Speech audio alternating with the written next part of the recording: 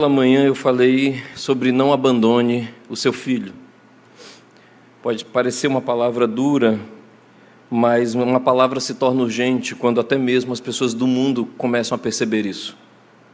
Se você quer saber quando alguma coisa é urgente, quando alguma coisa grita aos ouvidos da igreja, é quando as próprias pessoas que não são crentes começam a pensar como crentes. Quando, por exemplo, você tem um filósofo hoje chamado Byung-Chul Han, e Byung-Chul Han escreve um livro considerado um dos grandes livros dos últimos 10 anos pela Universidade de São Paulo, pela USP, e o nome do livro é A Sociedade do Cansaço, onde está todo mundo tão cansado, tão autoexplorado, que a gente precisa gritar mais uma vez às pessoas que o Senhor nos dá descanso, que o Senhor é o Deus do descanso, que o Senhor é o nosso sábado, que o dia do Senhor, esse dia que maravilhoso, como diz no Pacto das Igrejas Batistas, como diz no Manual Batista, não é um dia de lazer, é um dia de descanso e de adoração. Porque estar na presença de Deus, uma das funções tangenciais, ou seja, um dos resultados que se tem da presença de Deus é renovação. Então que Deus nos renove essa noite, que Deus nos renove pela leitura da sua palavra. Então de manhã eu falei sobre não abandone o seu filho, porquanto é tão difícil hoje para nós, numa sociedade tão autocentrada, ao ponto de que as pessoas preferem não ter filhos. Eu me lembro uma vez quando uma pessoa disse: eu quero criar meus filhos para a independência. E aí eu não precisei nem citar a Bíblia, eu disse: olha, você é da minha geração, então não vou nem citar a Bíblia, eu vou citar Capital Inicial. Procuramos independência, acreditamos na distância entre nós. E eu disse: você sabe qual é o resultado da independência? É distanciamento. Você sabe o que é ser independente? É sentir-se separado e sozinho. Nós não fomos criados para ser independentes. Por isso que Deus criou a igreja. A igreja não é o lugar de independência. Tanto que, se você vem para cá achando que você faz um culto independente dos irmãos, eu quero dizer para você que você não está cultuando. E não sou eu que digo.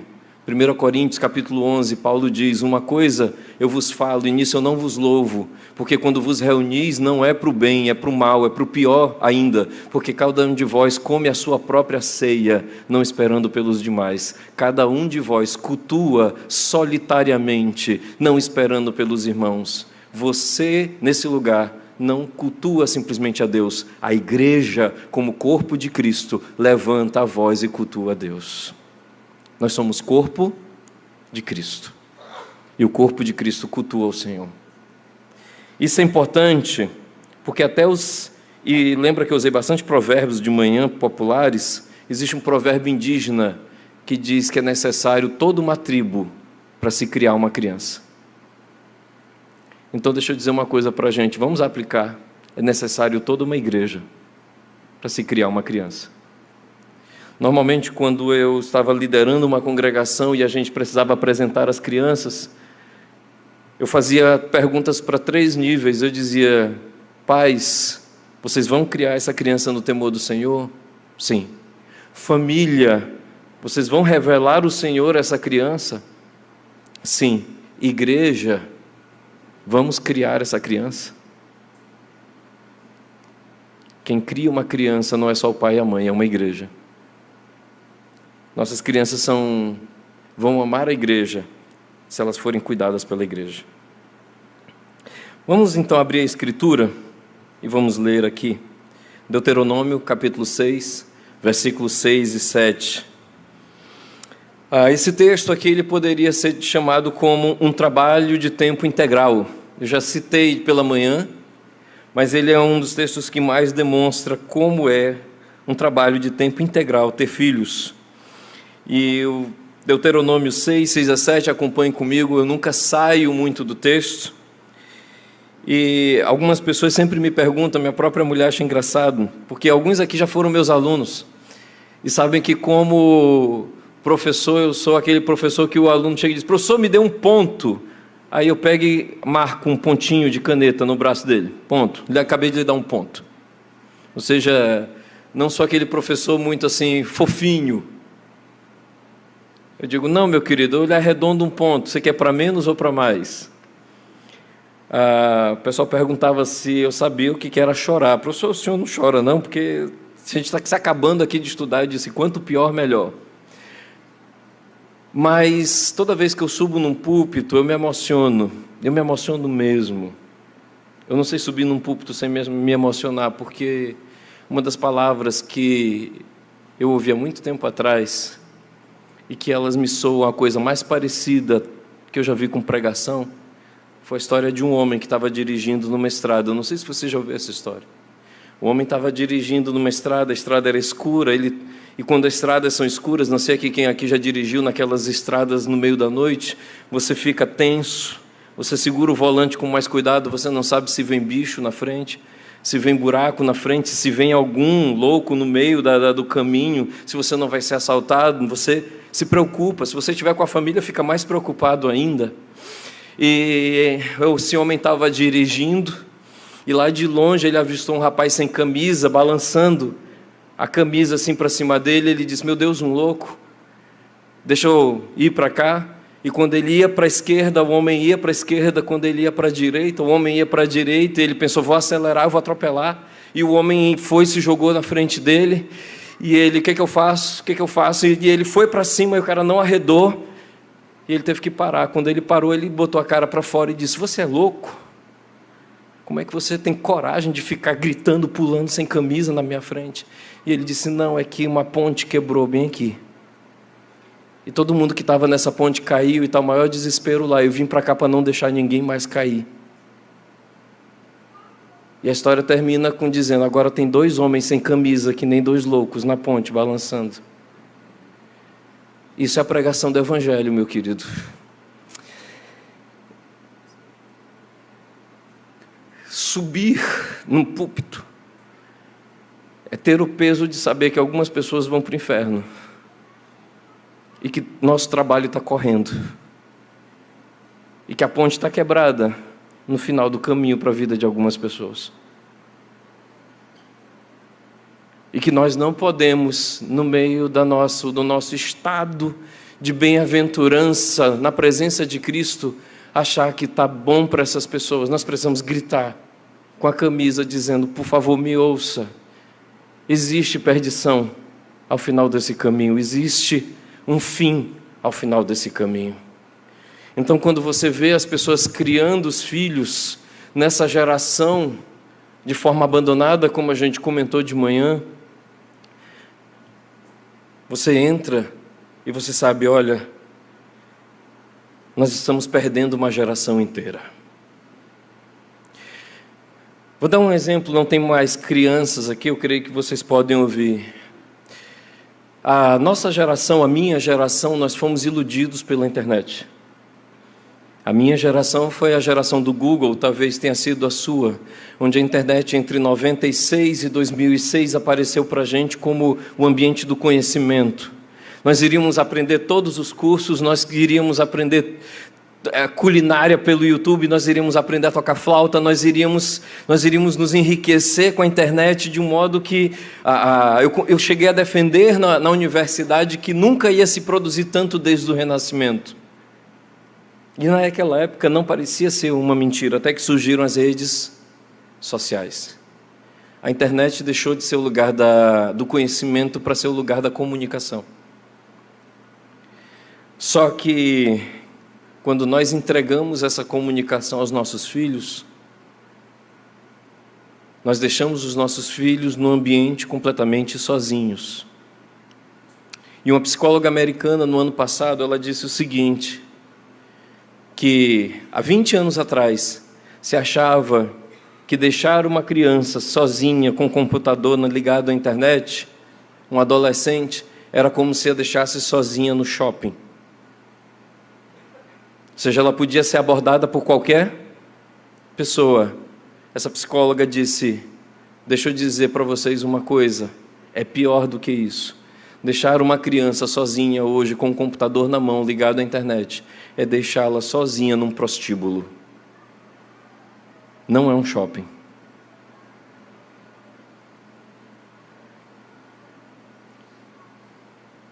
ela disse: olha, já estamos com uma geração de adolescentes nos Estados Unidos que já viram mais nojeiras de todo tipo, de pornografia e violência, do que a geração do pai delas demorou 20 anos para ver. E elas viram isso com 12, e elas viram com 13. Porque nós permitimos isso. E sabe quem diz isso? Não é um pastor. Quem disse: a internet acabou com a minha mente, foi uma cantora que vários adolescentes aqui gostam, inclusive minha filha, que é a Billie Eilish. A Billie Eilish, numa entrevista, disse: a internet acabou comigo, o que eu vi lá mexeu demais com a minha cabeça. Volto a dizer, quando as próprias pessoas que não são crentes falam sobre a realidade de algo, é porque isso está gritando, isso está berrando nos nossos ouvidos, e nós, como crentes, nós temos que ser os primeiros a estarem despertos, a estarem acordados, a estarem preparados para lidar com o que nós temos. Então, bem aqui, Moisés, ao se preparar a dar a instrução ao povo, o Deuteronômio, a segunda lei, ele abre esse capítulo dizendo, vamos lá ler a escritura, Deuteronômio 6, 6 e 7. E estas palavras que hoje te ordeno estarão no teu coração. Acompanha comigo.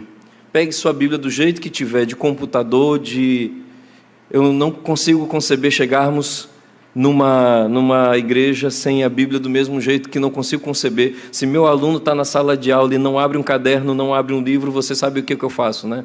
Eu encosto como professor e digo: cadê seu livro? Cadê seu caderno? Por que você não está copiando? Pedagogia é espiritual, a gente vai ver isso hoje. E estas palavras que hoje te ordeno estarão no teu coração, e as ensinarás aos teus filhos, e delas falarás assentado em tua casa, e andando pelo caminho, e deitando-te e levantando-te. Então você tem aí, bem no capítulo 6, a transmissão da grande mensagem, daquilo que podemos chamar da maior mensagem do mundo, da mensagem que Israel foi chamado para proclamar em alta voz, e num só ânimo, e num só sopro, e numa só voz, enquanto nação inteira ouve: Israel, o Senhor, o teu Deus, é o único Deus. Não existe mensagem no Velho Testamento, ou talvez na Bíblia inteira, que se compare a essa, a não ser a nossa mensagem de crentes, que é: porque Deus amou o mundo de tal maneira que deu o seu único Filho, para que todo aquele que nele crê não pereça, mas tenha vida eterna. Mas a grande mensagem é: ouve, Israel, não há Deus como nosso Deus. O Senhor teu Deus é o único Deus, e amarás o Senhor teu Deus de todo o teu coração, de toda a tua alma, de todo o teu entendimento. E aí então Moisés diz: olha, e essas palavras, o Shema foi dito, a lei vai ser repetida. Ela é uma mensagem tão grandiosa que ela precisa que todo o esforço seja empregado em usá-la. Então essas palavras que hoje eu te ordeno, e eu quero te chamar a atenção uma coisa: por que ele fala hoje? Pela mesma razão que eu me emociono quando eu prego, hoje indica, o tempo está acabando. Hoje indica, o tempo está acabando. Todos aqueles que são pais, não sei se vocês fazem aquele exercício meio masoquista, eu fiz essa semana, que é olhar os vídeos dos meus filhos quando eles estão pequenininhos. Vocês fazem isso? Sou só eu que sou aquele que fica olhando, aí fica ouvindo, aí diz assim: oh meu Deus, olha como era a vozinha, oh meu Deus, olha a risada como é que era, oh meu Deus, a gente fica cultivando uma lembrança, e todos nós chegamos à mesma conclusão. Qual é a conclusão? Como crescem rápido. Como passou rápido. Eu abracei a minha mãe, eu sou o mais novo dos meus irmãos. Eu sou quase um Isaac, né? Passou, o meu irmão é 10 anos mais velho que eu. Aí a minha irmã é 6 anos mais velha, ela era caçula, reinou durante 6 anos, aí eu nasci. Eu sou aquilo que a gente chama, né, o raspo, o tacho. E aí quando a minha mãe chegou, me abraçou e disse: ei, meu filho, 40 anos? Eu disse: não, mãe, já é 46. Aí ela: hã? O que aconteceu nos últimos 6 anos que eu não vi? Eu a minha mãe: seu filho, o seu caçula, tem 46 anos. E outro dia meu pai tinha 40 e hoje meu pai tem 83. Tudo passa muito rápido. Por isso que aquilo que importa é somente o que importa. Por isso que Moisés diz: olha essas palavras que hoje eu te ordeno. Eu não te ordeno para amanhã, eu não te ordeno para a semana que vem. Olha o peso das duas palavras juntas, não é um convite para daqui a uma semana. Por isso que quando pregamos e dizemos: olha, você que ainda não conhece a Jesus, você que ainda não recebeu a Jesus, receba hoje. Levante sua voz ao Senhor e diga: Jesus, eu quero te servir hoje. Eu quero te servir hoje, porque quando você descobre que o tempo passa rápido, um dos resultados é o arrependimento. É o arrependimento. Eu brinco com os meus alunos chegam para mim e dizem assim: mas professor, e o seu casamento? Eu digo: eu tenho um arrependimento no meu casamento. Aí menino que gosta de fofoca, né, fica logo: qual é, professor? Aí eu digo: eu devia ter casado antes. Eu olhei para ela e disse: nós estamos 20 anos de casados, 25 anos juntos. E eu encostei aqui na bancada da pia, da cozinha. E eu olhei para ela e disse: meu Deus, passou tão rápido, eu espero que os próximos 25 anos não passem rápido assim. Porque passa muito rápido. Então, quando o nosso autor aqui, Moisés, chega e diz: povo de Israel, igreja de Cristo, essas palavras eu te ordeno hoje.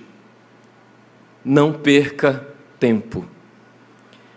A urgência da obrigação. E aí ele entra, depois que ele fala do peso dessa palavra, que é o Shema, que é a proclamação de que o Senhor é o único Deus, de que Israel é o povo eleito, de que Israel é o povo escolhido do Senhor para proclamar as virtudes daquele que chamou Israel lá do Egito eu chamei meu filho e trouxe a terra prometida da mesma forma que o Senhor fez isso conosco, nos tirou da perdição, nos trouxe ao seu reino de luz. E disse: olha, hoje eu digo para vocês, vocês precisam estar com a minha lei no teu coração. E por que precisa estar no teu coração? Porque existe uma coisa que você tem que estar sempre alerta, pai e mãe, que é: o nosso Deus não é o Deus dos nossos filhos. Muito cuidado com isso. Nós batistas somos muito sérios com relação a isso. Todo mundo aqui que tem um bom tempo de batista sabe que existe um ditado no nosso meio, que é: filho de peixe é peixinho, mas filho de crente não é crentinho. Uma das grandes razões pelas quais nós temos profunda dificuldade teológica com o batismo infantil é porque nós entendemos, enquanto batistas, que a pessoa tem que, aquele que crer com seu coração e confessar e depois for batizado. O batismo é um sinal de fé. Um batismo é um sinal de que você crê no Senhor. Eu fui batizado quando criança, mas eu só conheci o Senhor aos 14 anos.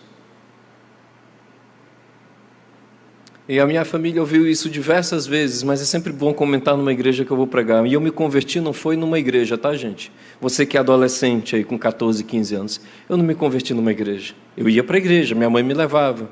Mas como eu já tocava violão, eu estava tocando Pink Floyd com meus colegas. E quando eu percebi que aquilo não era para mim, que eu voltei para casa cansado, fedendo a cigarro, vendo um monte de gente fazer besteira enquanto eu estava tocando lá Pink Floyd, enquanto eu estava tocando Legião Urbana, enquanto eu tocava Paralamas do Sucesso. Aí eu voltei para casa e pensei: caramba, será que eu vou ser trilha sonora das piores coisas que existem? Aí eu orei e eu disse: Senhor, ou coloco os meus 2 pés ou tira os meus 2 pés. Quando eu cheguei na escola no outro dia, que todo dia eu levava o violão, meu colega perguntou: E aí, cadê o violão? Eu disse: não, cara, virei crente. Ele: como? Se ontem tu estava tocando com a gente. Eu disse: eu não sei explicar, só sei que hoje eu sou um crente. A resposta dele foi: não dura 3 meses. Cada dia que eu conto essa história eu me lembro, e agora já fazem 32 anos dessa conversa que não duraria 3 meses. E mais que nunca, o tempo está correndo e pessoas precisam ser salvas. Meus irmãos, você sabe, como você consegue ver, eu trabalho com adolescentes e jovens, minha mulher trabalha com crianças. E uma vez nós estávamos num local e uma criança ficou olhando e disse: o que vocês estão fazendo aqui? E aí ela chegou e encostou na criança com essa habilidade maravilhosa que ela tem e disse: nós estamos falando sobre Jesus. E aí a criança perguntou: e quem é? Está aí com vocês?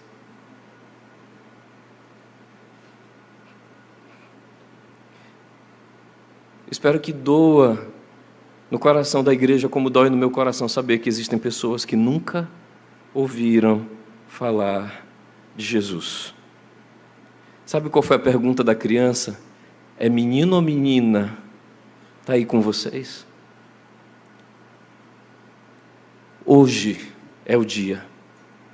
Hoje é o dia de ensinar os nossos filhos.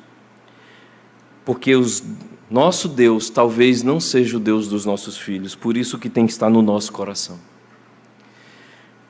Maltos, aonde na Bíblia mostra uma situação clara disso, quando Jacó vai enganar o seu pai, não sei se vocês conhecem essa história, Jacó vai enganar o seu pai, e aí a mãe prepara o guisado, Jacó se ajeita todo para parecer Esaú, e aí Isaac, já cego, chega e diz: meu filho, como encontraste o guisado de uma forma tão rápida? E aí há um detalhezinho ali no texto, e o detalhe diz que Jacó responde: pai, o Senhor, Yahvé, o Deus do Senhor, não é o nosso Deus, que ele diz, o Deus do Senhor me ajudou a encontrar.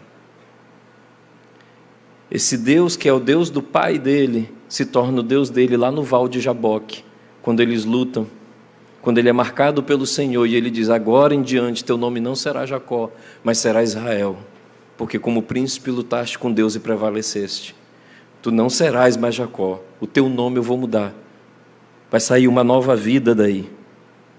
Mas naquele momento em que ele ainda é o enganador, ele diz: pai, o Senhor, o Deus do Senhor me ajudou a encontrar. Muito cuidado, meus irmãos, o nosso Deus pode não ser o Deus dos nossos filhos. Por isso que quando diz, quando você vai ensinar, isso precisa estar no seu coração. E aqui no seu coração significa não somente nos teus lábios, mas um coração completamente entregue. Nós temos um testemunho de um grande amigo que morreu alguns anos atrás, acho que uns 2, 3 anos, em que ele passou 18 anos numa igreja liberal, numa igreja progressista, igreja cheia de doutrinas de homens.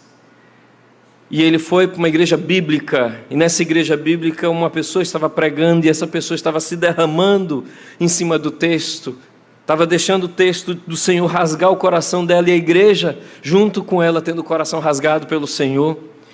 E ele, nesse dia, ele se converteu com a seguinte frase que ele disse para mim: Maltos, eu olhei para aquela pessoa pregando, eu olhei para aquela igreja, eu vi as pessoas derramando lágrimas em cima do texto bíblico, eu disse: meu Deus, eu estou há 18 anos numa igreja e nunca senti isso.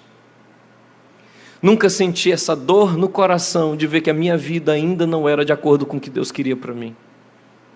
Eu preciso me converter. E com 18 anos, indo para uma igreja progressista, ele saiu dela e foi para uma igreja bíblica, porque ele entendeu que ele não conhecia o Evangelho. E ele tinha lutas profundas, porque nesses 18 anos, indo para uma igreja, ele não deixou de usar drogas, porque a igreja era permissiva.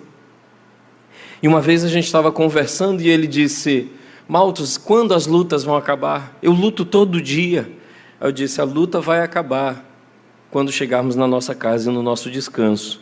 Mas aqui, a luta prova que nós estamos vivos. Se você luta contra o seu pecado, é porque você está vivo no Senhor. E aí, naquela época, tinha tido o evento lá em Brumadinho, né? Vocês lembram? E aí eu conversei com ele e disse, olha, quando os bombeiros estão lá no meio daquele lamaçal, tentando encontrar sobreviventes, você sabe qual é o sinal do sobrevivente? É que ele está se mexendo, tentando tirar a lama. Se você está na lama e não tenta tirar a lama, é porque você não está vivo. Você está morto no seu pecado. Porque quem está vivo está todo enlameado, mas está lutando contra a lama. Aí ele disse, eu entendo então que isso prova, a luta contra a lama do meu coração, prova que eu estou vivo. Por isso que as palavras que eu te ordeno, elas precisam estar no teu coração. Pai e mãe, isso aqui é só uma abertura para a gente entender, os nossos filhos não se converterão ao Senhor, se eles não verem um pai e uma mãe convertidos. E deixa eu dizer algo para você, sério e seríssimo. Eu já vi pais fracos conseguirem pregar a salvação para os seus filhos. Mas eu nunca vi um pai hipócrita pregar a salvação para os seus filhos. Seja um pai fraco, mas seja um pai. Só não seja um pai hipócrita. Daquele, faça o que eu digo, mas não faça o que eu faço. Quando você for orgulhoso, chame seu filho e diga, filho, eu fui orgulhoso, me perdoe. Quando você for mesquinho, diga, filho, papai também precisa de Jesus. E lembre sempre para os seus filhos que você precisa de Jesus. Eu fui numa casa aconselhar, a casa está arrebentada ainda, porque simplesmente quem assumiu o controle da casa foi a esposa. E ela estava lá, só o resto. E ela disse, eu não aguento mais ser a coluna dessa família. E a resposta que eu dei para ela foi, porque você não foi chamada para ser a coluna dessa família. Nem seu marido foi chamado para ser a coluna dessa família. Jesus é a coluna da família. Se o marido está em Jesus, a esposa está em Jesus, a família tem para quem olhar. É importantíssimo nós olharmos isso, porque nós temos uma mania de achar que nós somos centrais, que as pessoas precisam da gente, mas mais do que qualquer coisa, as pessoas precisam de Jesus. Os nossos filhos precisam dele. O que Jesus precisa de você, meu irmão? Que você seja a coluna da sua casa? Não, Ele quer ser a coluna da tua casa. Ele precisa de você, que você tenha um coração ardente por Ele. Os puritanos antigos, e para vocês verem como as coisas mudaram, nos Estados Unidos, na época dos puritanos, você tinha um quartinho separado da casa, que era o quartinho de oração. Hoje, se você for para uma casa nos Estados Unidos, quando eles fazem um quartinho à parte, é o quartinho dos brinquedos. Observem como as coisas mudaram, as ideias mudaram. E era ensinado aos puritanos de que os filhos deveriam ver os pais orando, os filhos deveriam saber que os pais oram e que oram por eles.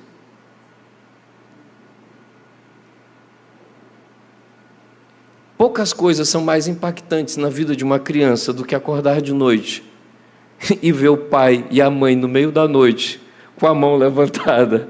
Senhor Deus, eu oro pelo meu filho, salva, cuida. É uma lembrança que ele não vai esquecer. Todo mundo aqui que já foi criança e lembra do seu pai e da sua mãe fazendo isso. Coloca a mão na cabecinha, Senhor, eu oro, eu abençoo. Teve um colega meu que acordou, o pai dele estava ajoelhado do lado da cama em prantos. Deus, salva meu filho, salva meu filho. É isso. Eles não querem ver força da gente. Jesus é forte por todo mundo. Eles querem ver paixão. Eles querem saber o que é importante para a gente. E se Jesus for a coisa mais importante para o papai, se Jesus for a coisa mais importante para a mamãe, Jesus será a coisa mais importante para todos. Por isso que ele diz: as palavras que hoje te ordeno, elas estarão no teu coração. Depois que você passar por essa fase, aí tenta ensinar. Não ensine. Observem a separação aí na sua Bíblia, é bem fácil, que tem um ponto e vírgula. Não ensine se você não é completamente tomado por aquilo. Os melhores professores que nós tivemos foram aqueles professores que tinham paixão pela matéria que eles davam. Eu tenho um colega meu que ele está no doutorado em física agora, física e matemática. Uma vez ele encheu o quadro aqui, ficou olhando para o quadro e disse: meu Deus, que coisa linda. E quem não era da área ficou: o senhor está bem? O quadro todo cheio. Ele: rapaz, isso aqui é lindo demais. É um homem apaixonado pela matemática. Mas quantos de nós poderiam falar que nem John Wesley? John Wesley dizia: olha, qual é o seu conceito de pregação, John Wesley? Eu queimo e convido as pessoas para me verem queimar. Eu queimo e convido as pessoas para me verem queimar. Então, primeiro tem que estar no nosso coração. Depois, vem uma ordem. A ordem é: ensinarás. Ensinarás significa simplesmente, primeiro, pai e mãe, não há escolha. Você é pai, você é mãe.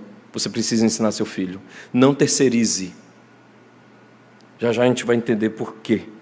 Primeiro, o ensino é espiritual. O ensino é a base inteira da Escritura. E quando você não assume o ensino, outra pessoa irá assumir. Deixa eu comentar uma coisa simples para você perceber. Meu filho estudava numa escola cristã. Chegou o material de biologia. Isso para crianças, 8 anos. 7 que ele tinha na época. E lá no material tinha assim, ciclo da vida. Todo mundo aqui estudou ciclo da vida, lembra disso? O homem faz o quê? Nasce, cresce. Está tudo errado. Observem como os novos vão falar para você. Nossos filhos não estão aprendendo assim. O material do meu filho dizia: o homem nasce, cresce, se desenvolve e morre. Qual foi a parte que tiraram? Aí na explicação do capítulo tinha: nasce, cresce, pode se reproduzir se quiser e morre. Aí eu digo: diz isso para a cadelinha no cio, diz isso para a jumentinha, diz isso para a cabritinha, para o cabrito, diga isso para a natureza, que é uma escolha, a reprodução. Não é parte do plano de Deus. Reprodução é celebração de um Deus que é vivo, e que um dos mandamentos dados a Adão é o quê? Crescei e multiplicai. Olha um aspecto demoníaco disso. Não, mas há uma escolha. Irmãos, a glória de Deus se manifesta em se cumprir os mandamentos do Senhor. Uma igreja cheia de crianças é uma igreja que cumpre o mandamento do Senhor. Nós estamos trocando filhos, isso não é a Bíblia que diz, não é o pastor que diz. Isso quem diz é um desenho animado chamado Poderoso Chefinho, que diz o quê? Uma geração inteira está trocando filhos por pets. Não observa, não é um pastor que disse isso, foi um desenho animado. E eu já disse para vocês, quando o mundo fala algo é porque a coisa está séria. E um aluno perguntou para mim: mas por que está acontecendo isso, professor? Aí eu disse: é porque o pet não bate a cara na porta na tua cara quando fica adolescente. Não dá crise. Até adolescente aqui feliz.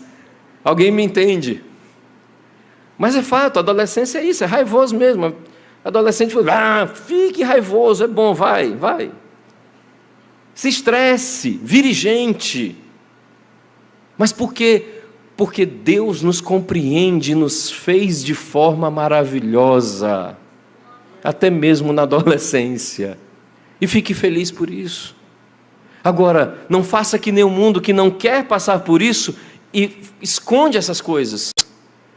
E cria um processo em que, não tenhamos filhos, filhos não são bons. Você já tomou o seu anticoncepcional hoje, pessoal do Twitter? É assim que fica lá quase todo dia. É desse jeito, e quando chega você não entende que o mandamento do Senhor é outro, é o oposto. E aí entra o livro didático. E espiritualmente diz o quê? O homem nasce, cresce, se desenvolve e morre. Porque isso é espiritual também, mas não é da parte do Senhor. Da parte do Senhor é crescei e multiplicai, dominai a terra, cultivai, criem, produzam, façam, desenvolvam, reflitam a minha glória. Esse é o mandamento do Senhor. Então, e ensinarás, por quê? Porque a grande pergunta é, como eu falei hoje, uma geração abandonada, se você entrega seu filho é entregue a outros, ou outros professores, ou outros materiais que não a Bíblia ou a internet. Mas sempre alguém ficará com os nossos filhos, se nós não assumirmos.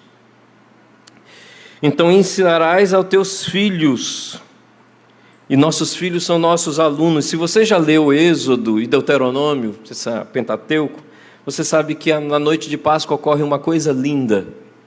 Eu acho uma cerimônia linda. Chega na sexta-feira de Páscoa, e aí se prepara tudo, prepara aquela mesa, se prepara os pães asmos, a menorá e tudo, o fogo do Senhor no meio do seu povo. Aí entra um menino, um teatro da salvação, meus irmãos, e diz: por que essa noite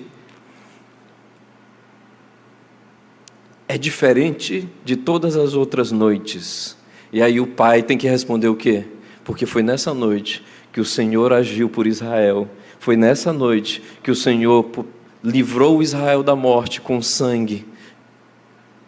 Nossos filhos devem perguntar para nós: por que a sexta-feira santa, o que fez esse dia diferente de todos os dias? É porque nesse dia, o Rei dos Reis, o Senhor dos Senhores, foi pregado numa cruz. E por que esse domingo é diferente, meu pai? É porque nesse dia, de manhãzinha cedo, uma pedra saiu do lugar e o Rei Eterno se levantou. Nossos filhos precisam ouvir isso, e cada vez que eles perguntarem uma coisa, você dizer: o que é isso? O meu acabou de perguntar: papai, o que é Shekinah? Na canção. E eu disse: Shekinah é a glória, meu filho, é a fumaça de Deus, é a presença de Deus no meio do seu povo. O filho tem que saber. Por isso que uma das proposições minhas e da minha esposa: sempre coloque seus filhos para sentar com você no culto. E cada dúvida do culto, ensine seu filho a virar para você e perguntar: papai, por que nós cantamos isso? Papai, o que significa isso? Papai, o que é isso? Você é o mestre do seu filho. Você é o professor do seu filho. E deixa eu dizer para você: não entregue isso para mais ninguém. Os jovens e adolescentes aqui que se converteram, cujos pais não são crentes, sabem quanto isso seria bonito e importante. Quando eu me converti, meu pai não era convertido. Meu pai e minha mãe orou pelo meu pai 32 anos, para que ele se convertesse. Aí meu pai começou a estudar a Bíblia escondido. Demorou 4 anos para ele se converter. Passou 4 anos estudando a Bíblia escondido. Aí quando eu chegava em casa, minha mãe vinha assim, bem devagarzinho, e dizia assim: ora pelo teu pai, ele está lendo a Bíblia escondido. Já peguei 2 vezes. Meus irmãos, no dia que meu pai foi para frente e publicou a fé dele em Cristo Jesus, a minha igreja, que é uma igreja batista, ficou a igreja mais pentecostal que vocês podem imaginar. Um homem com 70 anos, chegando com a família inteira. Ele pegou a família inteira e foi para frente. Era glória a Deus e aleluia, e era gente chorando, porque foi uma igreja que orou. E cada vez que um desses homens se converte, o Senhor faz uma obra maravilhosa na igreja. Aleluia.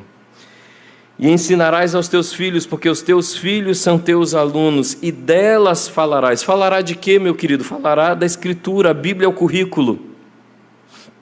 Aí eu digo: pai, você lê a Bíblia, você é o mestre da sua casa?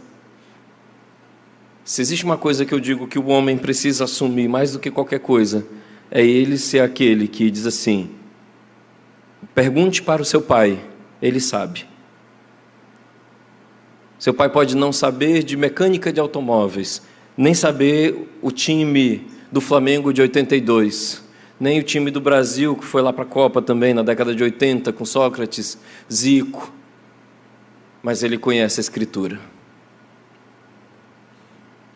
Isso é muito importante. E aí diz aqui, ó, assentado em sua casa, ou seja, nas refeições, andando pelo caminho, ou seja, nas ações juntos, deitando-se nas bendições. Você ora com seus filhos antes de dormir? Você abençoa seus filhos antes de dormir? Seus filhos têm a paz que dá à criança de ouvir? Um certo pastor disse que existem duas diferenças entre um rei e um déspota, uma diferença clara de posição. Quando um déspota está num local, todo mundo fica com medo de respirar. Todo mundo fica preocupado, o que ele fará em seguida? Quando um rei está no seu lugar, as pessoas dizem, que bom, podemos dormir tranquilos. Uma das questões com relação ao pai, quando o pai está em casa, o que as pessoas de casa pensam? Posso dormir tranquilo, papai está em casa? Oh meu Deus, será que papai vai dar um surto agora? E vai gritar com a mamãe, vai bater na mamãe, vai quebrar alguma coisa? Ou vai bater na gente? A gente precisa entender que os pais são chamados a uma coisa imensa. Deitando-se, nossos filhos precisam ser abençoados antes de dormir. E levantando-se, ou seja, na devoção matinal. O que isso implica? Isso implica uma coisa que para mim é muito importante, chama-se uma casa cheia da lembrança de Deus.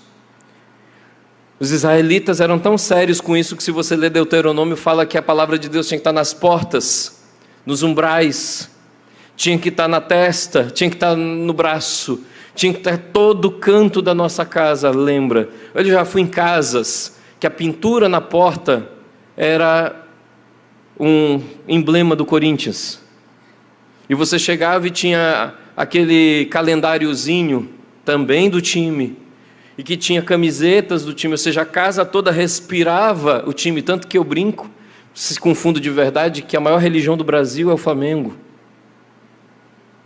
E não é elogiando, não, é simplesmente dando uma constatação, porque por vezes eles são muito mais fervorosos e mais apaixonados pelo seu time, o que para nós é uma vergonha. Mas a ideia são 40 milhões de flamenguistas. Aí vai aparecer um flamenguista dizendo, não, tem mais. Mas a ideia básica é, a nossa casa precisa estar cheia da lembrança de Deus. E o que isso diz para nós? Nesse texto tão bom, tão forte, é que nós precisamos fazer isso agora, para esperar o futuro. Porque o futuro é alegria, se você faz isso diante do Senhor. Eu quero que você abra Provérbios 23, 24, para encerrarmos. Provérbios 23, 24.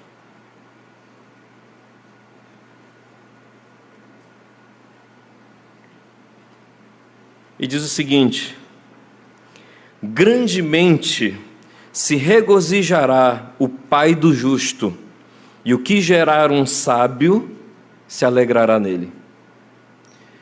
Olha a força disso, é hiperbólico.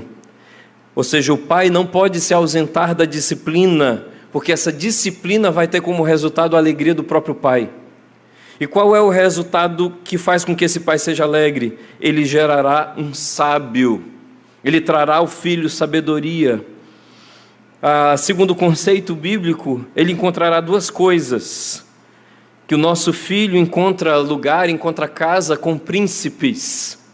Nosso filho é desejado em lugares com os grandes, com os inteligentes. É o que diz lá em Deuteronômio: os povos dirão, esse povo é um povo inteligente, esse povo é um povo sábio, esse povo é um povo honesto.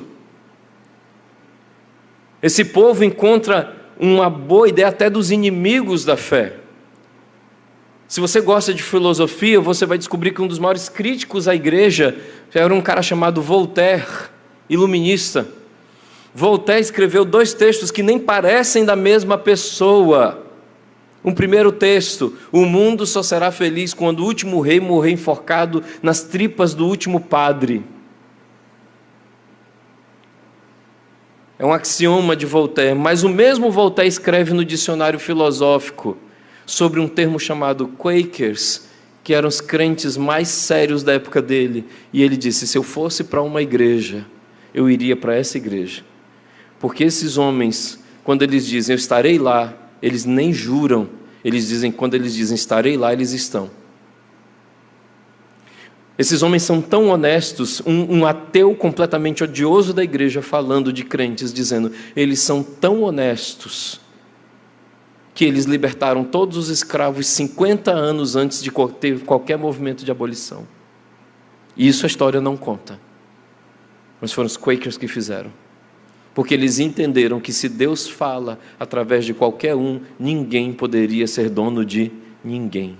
Eles libertaram todos os seus escravos. E os Quakers, simplesmente, eles riam de qualquer autoridade humana, mas eles eram completamente submissos à autoridade do Senhor.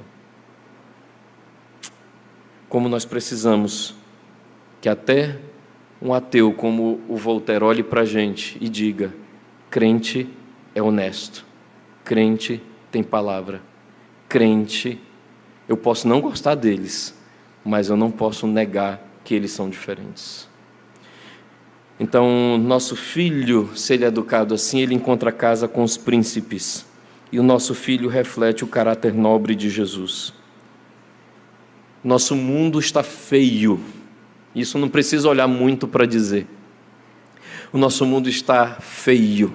Nosso mundo está mal arrumado, mal ajambrado. As pessoas falam de forma feia, rude, grosseira. Filho com pai, pai com filho, se tratam mal. Não pode acontecer isso. Filipenses, eu queria ler com vocês antes dos princípios, Filipenses 4, tem sido um texto para a nossa vida na nossa casa.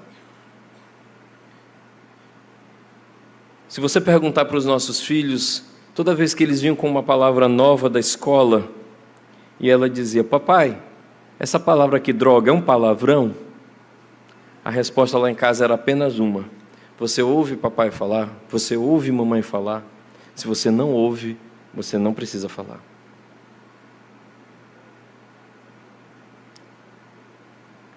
Pode parecer, eu não quero trazer uma ideia de que nós erramos em muitas outras coisas, mas no vocabulário nós somos muito chatos. Paulo, Filipenses capítulo 4, versículo 8 e 9, diz o que, irmãos? Vamos ler juntos? Finalmente, tudo que é verdadeiro, tudo que é respeitável, tudo que é justo, tudo que é puro, tudo que é amável, tudo que é de boa fama, se alguma virtude há e se algum louvor existe, seja isto que ocupe o pensamento de vocês. O que também aprenderam, receberam e ouviram de mim, e o que viram de mim, isso ponham em prática. Pai e mãe, você poderia dizer para o seu filho esse versículo? Meu filho, tudo que você viu de mim e ouviu de mim, ponha em prática. Esse é o teste que Paulo assume a si mesmo. Esse é o teste que Paulo diz, olha, o que vocês viram que eu fiz, façam. E eu gosto muito da outra, da NVI, diz tudo que é nobre. Em vez de respeitável somente, diz tudo que é nobre. Nobreza no falar, nobreza no pensar, nobreza no tratar. O mundo não faz isso. Anos atrás eu peguei carona com alguns professores, eu ainda não tinha carro, estava começando a minha carreira de professor, e um dos colegas disse, olha, deixa Maltos bem aqui, ainda não tinha o shopping da ilha, né? Eu morava no Bequimão, Maranhão Novo, aí eles iam me dar uma carona até o Maranhão Novo. E aí, no meio do caminho, o colega disse, não, pode deixar o Maltos bem aqui no shopping da ilha, que ele não vai sair com a gente. E aí eu disse, por que não? Ele disse, porque ele é casado, e ele é crente. A resposta do outro, ele precisa ser batizado em adultério. É assim que o mundo pensa. É assim que o mundo fala e é assim que o mundo age. Paulo diz, não, esse não é o nosso mundo. Esse não é a nossa fala, essa não é a nossa forma de agir nem de pensar. Princípios aqui, aplicações, meus irmãos, só para a gente dar o arremate. Primeiro, não há mensagem igual a nossa. O Senhor nosso Deus é o único Deus. Segundo princípio, os filhos entendem pais fracos, mas não entendem pais hipócritas. Por favor, pai, revele-se ao seu filho de coração inteiro: filho, me perdoe. Mas não seja aquilo que você não é, porque ele sabe quem você é. Terceiro princípio, não há pedagogia que não seja espiritual. Toda pedagogia é espiritual. Quarto, teus filhos são teus alunos, são teus discípulos. Teu filho não é teu amiguinho. Muito cuidado com essa nova ideia aí de filhos como amiguinhos.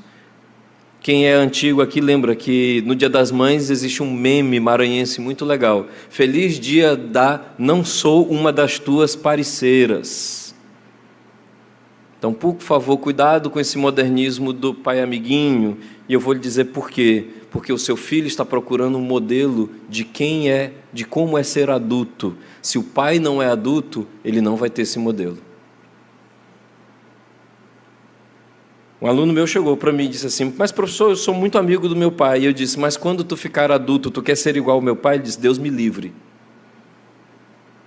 Tu tens medo do teu pai? Ele disse: de jeito nenhum. Mas deu bagunça com a cara dele. E da tua mãe? Ah, da minha mãe eu morro de medo. Aí você percebe como a família... E se você for conversar com essa mulher, você vai ouvir aquela coisa que pastores ouvem muito: ah, como marido ele é um excelente pai. E toda mulher sabe o que isso significa. Uma das maiores críticas que um homem pode receber: como marido ele é um excelente pai. Ou aquela que, se você ouviu, tem tempo de se arrepender, que é... se a mulher tem 2 filhos, ela diz: eu tenho 3 filhos em casa, 2 pequenos e um grande. Cuidado, sua mulher precisa admirar você. Sua mulher precisa olhar você como Cantares, um amado olha para o outro, e você precisa admirá-la também. Casamento é o exercício da admiração. Último princípio: o trabalho é integral, é o tempo todo e para sempre.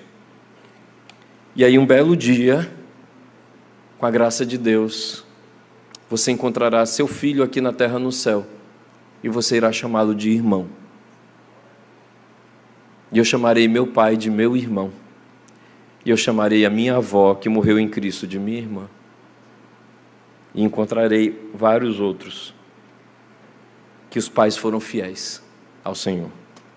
Aplicações, pais, eu quero que vocês... Eu coloquei todas as aplicações aqui com uma palavra só: assuma. Pai, o que você precisa assumir segundo a Escritura? O ensino. Você tem que ser o farol do ensino da sua casa. Você é o pastor da sua casa. Você precisa assumir a bênção. Você precisa abençoar os seus filhos. Você precisa impor a mão sobre eles. Você precisa trazer a eles segurança. Você precisa assumir a disciplina. Não existe frase mais libertadora para a vida da mulher. E isso quem fala não sou eu. É aquele padre que escreveu Utopia. Das muitas coisas do meu tempo de criança. Creio que todo mundo aqui conhece. Poucas palavras são tão libertadoras para a esposa do que a seguinte frase: ela olha para a criança e solta a pérola: quando o teu pai chegar, ele vai ficar sabendo. Uma frase linda. Primeiro, essa frase livra a esposa de estresse. Ela é desestressante. Ela diz: a partir desse momento, não é mais comigo. Você vai se ver com o FBI. 5 horas da tarde, o menino já está pedindo para tomar banho, que ele está com sono.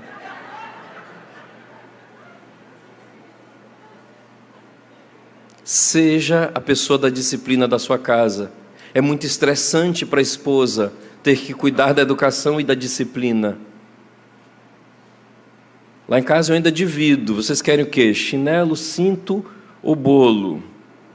Faça a escolha. Normalmente a escolha é nenhuma. Eu disse: não tem essa opção. Tá?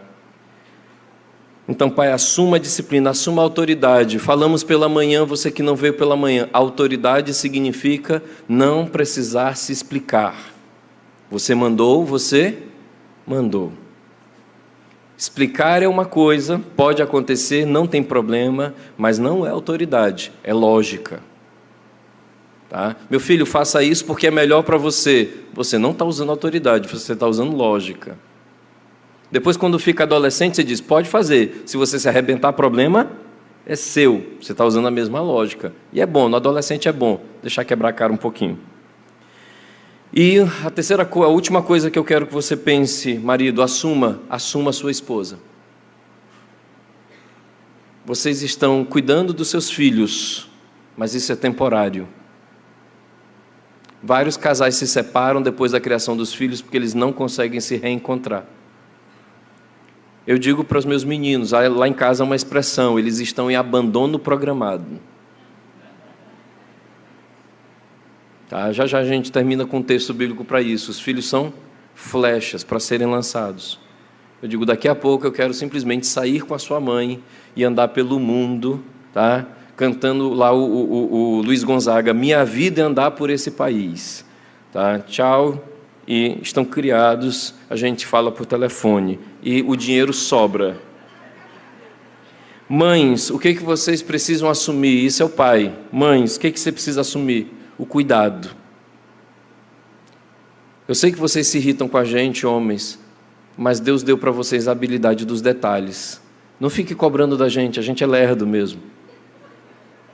Deixa que a gente cuide do ensino, da bênção, da disciplina, da autoridade de vocês. Mas procurar o detalhe do detalhe do detalhe, não faça isso. Eu tenho uma amiga que pintou um detalhe de não sei o que, de uma abelha na unha dela e ficou na frente do marido. Aí ele, está manchada a tua unha? Tá? Não sabemos disso. Você precisa entender que quando, lá em Provérbios 31, fala que ela vinha e trazia as coisas dos navios mercantes, não está dizendo que ela trazia o feijão com arroz é a responsabilidade dele. Ela trazia, era o cheirinho, a vela, o tapetinho, aquele detalhe que torna uma casa um lar. Porque se deixar na mão do homem, ele vai botar uma TV grande, um sofá velho, um tapete mais velho ainda e vai dizer, está tudo ótimo. Então não permitam que nós assumamos essa parte. Vai ser um horror. Tanto que uma pessoa botou na internet esses dias um apartamento só televisão e um colchão velho e disse, vocês conseguem, homens, viver assim? Aí todos responderam, sim, conseguimos. Sem muita dificuldade. Então, mulheres, assumam o cuidado, o detalhe, o ambiente da casa. É a alegria de vocês que contagia a casa. É a tristeza de vocês que contagia a casa. E do homem?